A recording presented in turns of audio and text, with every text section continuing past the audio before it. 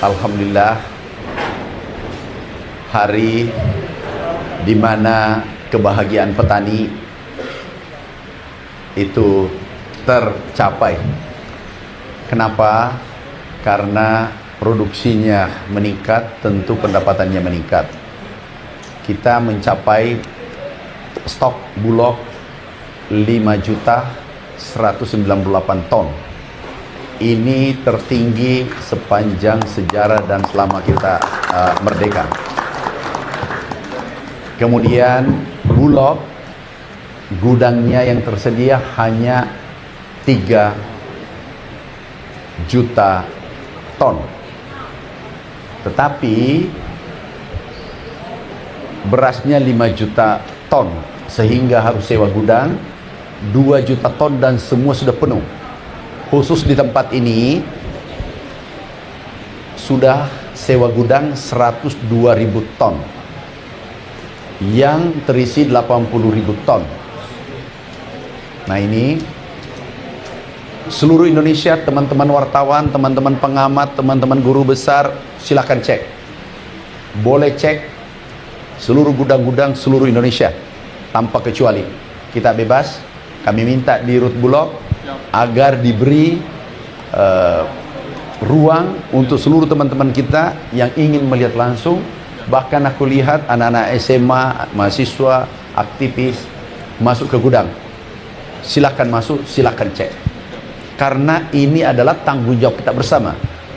Ini adalah hasil kerja keras kita bersama, bukan hasil kerja keras Kementerian Pertanian sendiri, tapi seluruh anak bangsa, termasuk wartawan, termasuk pengamat yang rajin memberikan kritikan konstruktif, termasuk teman-teman guru besar memberikan hasil penelitian terbaiknya. IPB, Unhas, ITS, UGM, Andalas, dan lain-lain. Pajajaran, semua berkontribusi sebagai anak bangsa. Ini bukan hasil satu orang, tapi seluruh anak bangsa. Pak Menteri, terima kasih update-nya. Tadi ada beberapa yang bertanya juga ke saya, Bang, kalau ngelihat beras segini banyak, kira-kira cukup nggak? Cukup buat mana? Saya bilang, kita mesti tanya dulu yang ada di sini ini sebetulnya disalurkannya kemana saja. Jadi sebetulnya yang kita lihat hari ini adalah untuk mencukupi daerah mana saja. Tapi pertanyaan saya gini, Pak Menteri. Pak Menteri sempat mengatakan bahwa kita akan menjadi negara superpower pangan.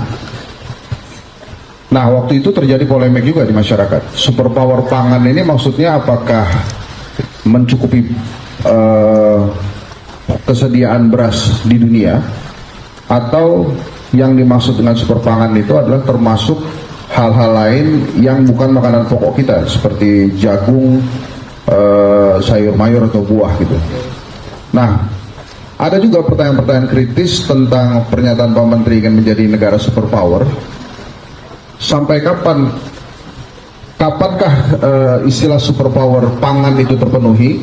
Apakah pada saat kita tidak lagi mengimpor kedelai misalnya, atau kita tidak lagi mengimpor beras, atau kapan itu kira-kira indikator bahwa negara ini sudah menjadi negara yang superpower pangan? Terima kasih. Data yang kami paparkan ini adalah bukan data kami, data BPS.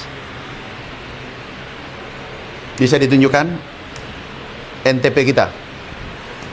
Prof, selama Republik ini berdiri, ini data yang terekam 34 tahun. Ini kalau mengukur tingkat kesejahteraan. Ini 92 sampai 2026, ini kata BPS, ini bisa dicek. Tertinggi 125. Kami adalah tahun ke-8 menjadi menteri. Kami ingat dulu pangan 98. NTP-nya, nilai tukar petani.